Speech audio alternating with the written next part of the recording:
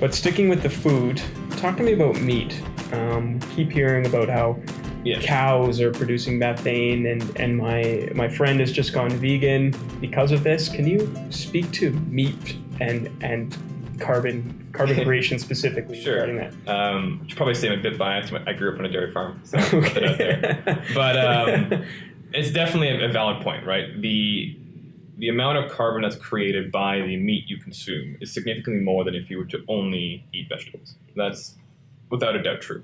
Okay. Interestingly, a lot of people don't know this, but the agriculture community is trying to work on that.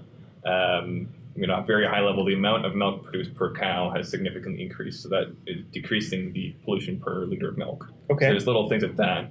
But there are also scientists that are now trying to create either food components or genetically modified the bacteria in a cow's gut so that they produce far less methane.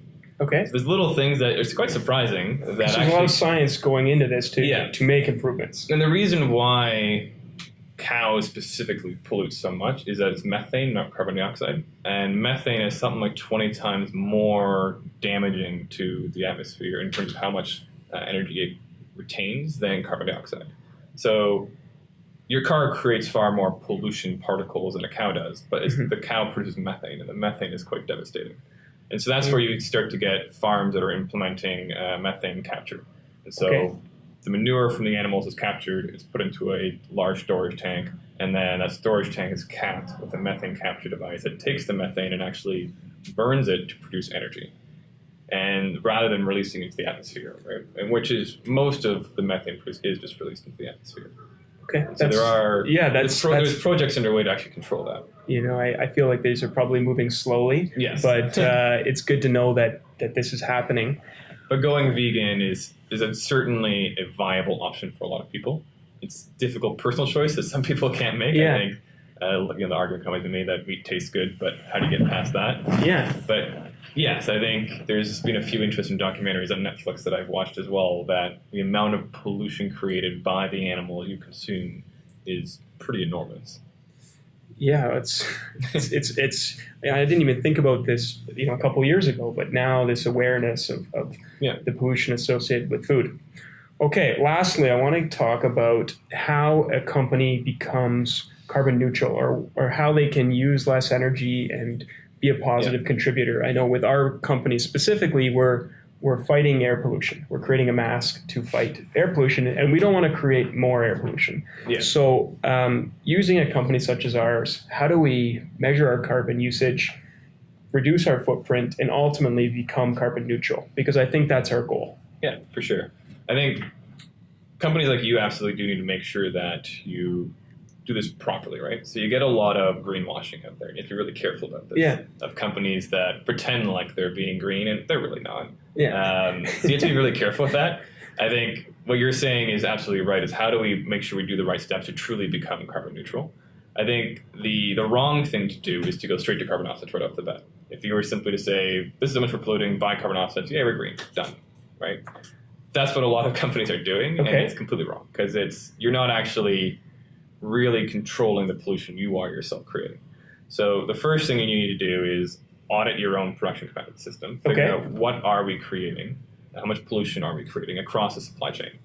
Thankfully, your company is relatively small compared to, say, a Toyota. Yeah. It's a bit easier for you to do that. So that shouldn't take too much work. Trying to get your suppliers to play ball is difficult. So you have to make some assumptions on the pollution you're creating. But that's the first step. Okay. Do an audit. Figure out what you're using. Exactly. How much pollution are you creating? Okay. Then from a supply chain perspective, can you reduce that? So that's materials you're putting into your products. It's the suppliers you're using. It's the shipping that's going on, moving products from one end of the world to the other. Yeah. There's major supply chain things you can do to reduce your usage, your pollution rather.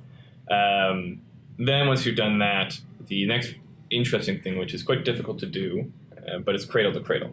So it's saying, rather than having our product be used and thrown out, how can we actually get a cradle-to-cradle product? Not many people have managed to do this. I think maybe beer companies might be one exception where a lot of their bottles are recycled. Okay. And that's more or less been forced on them by the government. But it is an interesting component where you can get this cradle-to-cradle economy set up where the bottle just keeps going around in circles. Okay. And so other companies are looking at ways of doing this. Very difficult, but if you can, that's a great way to reduce your pollution. And then once you've done those steps, you now know, okay, well, we've reduced our pollution from, say, 100 down to 70 or 60. Now we can start talking about carbon offsets, right? So you don't go straight to this. Okay. And then you can say, we've done a thorough audit. We know exactly how much pollution we're creating. We know exactly how where it's being produced. And now you can try to get specific carbon offset projects to offset your specific usage. Okay, so then once we know that, we could look at either buying credits or doing things more tangible, like planting trees. We plant X number of trees, and that gets us, this far. Exactly. Okay. And there are third parties that are starting to be created that would help you validate those. So you can say, we have produced this many trees. Someone will come and say, yes, they have produced this many trees. Okay, now, so we're not just broadcasting saying, hey, we planted this, we're carbon neutral. Can you talk to me about any other projects? So other than buying carbon offsets and planting trees, is there any other options? So the good thing with a carbon offset is that it lets you pick a whole bunch of different projects. So there are things like they're putting new stoves in Africa so that people aren't just burning down trees to produce their food. So there's really cool. Tons of different projects you can back, which is a use of the carbon offset. Okay. That's kind of where, if you find a way to actually be transparent and make sure the carbon offsets you're buying are real, it lets you pick a whole bunch of different projects that you can support, as opposed to just simply saying we're always planting trees. Not that there's anything wrong with planting trees. It's a very important thing to do. But there's an interesting way that you can actually back very powerful projects while buying your carbon offsets.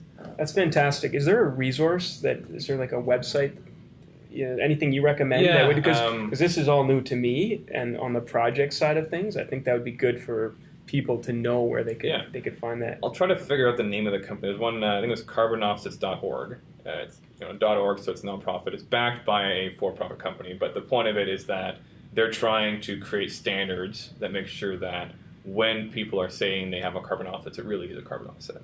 And there's international standards, and they're trying to go above and beyond those, which is pretty interesting to see. So I think I'll give it to you as a link in the description.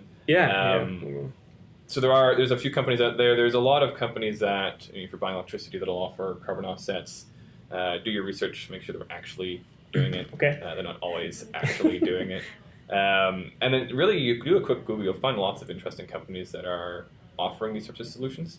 The price will vary a lot. Cost between $5 and $20 to offset a ton, depending on the company you're with. Okay. So it's not a ton of money. 50 times 5, $250 done. It's not like you're breaking your bank to become carbon neutral, but it is, depending on the project you're trying to back, the cost will definitely vary. I think that's a wonderful point. So for listeners out there, for $250 to $500, you could become carbon neutral. I think that's, people being aware of that, I think that's really cool. Yeah. Okay, Thomas, I think we should wrap it up. Thank you so much for joining us and enlightening us on the carbon footprint and how people can, offset it and use less energy. Thank you very much. Thanks a lot.